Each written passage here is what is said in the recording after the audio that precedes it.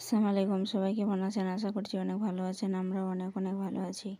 তো আজকে একটি রেসিপি নিয়ে চলে আসলাম। তো রেসিপিটি হলো কাঁচা আলুর চপ। তো এখানে 3টে আলু নিয়েছি, আধা বাটি বেসন নিয়েছি, দেখতেই পাচ্ছেন। তো আলু 3টে পরিষ্কার করে ছিলে নিয়েছি। এবার সাইজ মতো কেটে নিব। দেখতেই পাচ্ছেন গোল গোল করে কেটে নিয়েছি। তো দেখতেই পাচ্ছেন বন্ধুরা, তো এখানে একটা বাটি নিয়েছি। তো বাটির মধ্যে ব্যাটারটা তৈরি করব। তো ব্যাটারটার জন্য এখানে আধা বাটি বেসন লাগবে। তো দিয়ে দিয়েছি, স্বাদ মতো লবণ দিয়ে দিয়েছি, আধা চামচ হলুদ গুঁড়া দিয়ে দিলাম, দেখতেই পাচ্ছেন।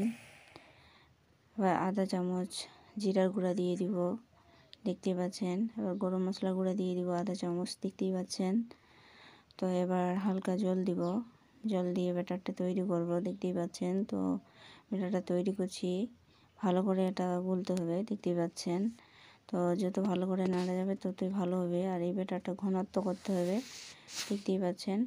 তো তেলটা গরম হয়ে গেছে, এবার আলুগুলো ডুবাবো ব্যাটারের মধ্যে আর ছেড়ে দেবো একটা একটা করে, দেখতেই পাচ্ছেন। তো ছাড়ছি আমি একটা একটা করে, দেখতেই পাচ্ছেন বন্ধুরা। এই রেসিপিটি খেতে খুব ভালো লাগে, এই কাঁচা আলুর চপ। তো দেখতেই পাচ্ছেন। তো এবার উল্টাই দিব। তো হয়ে গেছে, আমি উঠে নিয়েছি প্লেটের মধ্যে, দেখতেই পাচ্ছেন। আবারও দিয়ে দিলাম, দেখতেই পাচ্ছেন। তো আমার চ্যানেল নতুনে থাকলে প্লিজ লাইক শেয়ার কমেন্ট করে দিবেন আর সাবস্ক্রাইব করে দিবেন আর পাশেই থাকবেন। তো দেখতেই পাচ্ছেন বন্ধুরা কতটা সুন্দর লাগছে। তো আবারও দিয়ে দিলাম, উল্টাই পাল্টা লাল করে ভেজে নিব।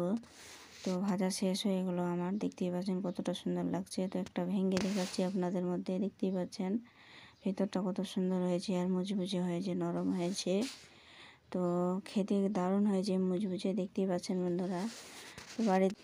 তো দেখতেই পাচ্ছেন যে কতটা সুন্দর হয়েছে। তো একবার হলো ট্রাই করবেন আর ভিডিওটি দেখার জন্য অসংখ্য ধন্যবাদ।